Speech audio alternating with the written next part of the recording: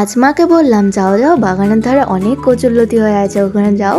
তো মা ঝটপট এই যে কচুরলতি তুলে এনে দিল, আর এই যে রান্না বসে গেল। তো হচ্ছে ঘরে ছিল তোমার চিংড়ি মাছ, তো চিংড়ি মাছ দিয়ে রান্নাটা সেরে নিলাম। এখানে হচ্ছে গরম তেলে দিয়ে দিলাম কালো জিরে, আর তারপর আদা রসুন বাটা, আর এখানে একটা লঙ্কা। তো ভালোভাবে ওটাকে কষিয়ে নিয়ে দেখো এখানে সেদ্ধ করে আগে থেকে সেদ্ধ করে রাখা কচুটা বেশি একটু সেদ্ধ হয়ে গেছিলো যদিও, তো একদম মানে ঘন্টর মতো ঘেঁটে গেছে তরকারিটা। তো যাই হোক, তো এটাকে ভালোভাবে এই যে কষিয়ে নিয়ে ওপর থেকে হচ্ছে গরম মশলাটা, তার আগে চিংড়ি মাছটা দিয়ে দিলাম। তারপরে চিংড়ি মাছটা ওর সাথে ভালো করে ঘেঁটে নিয়ে দেখো ওপর থেকে গরম মশলা আর হচ্ছে একটু চিনিও দিয়ে দিলাম।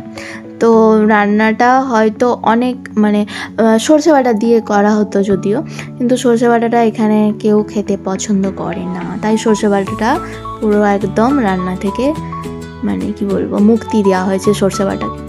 তো এই যে লাস্ট, তো ওরা খেয়ে বললো অসাধারণ হয়েছে, দারুণ। তো আজকের মতো এতটাই, চলো টাটা।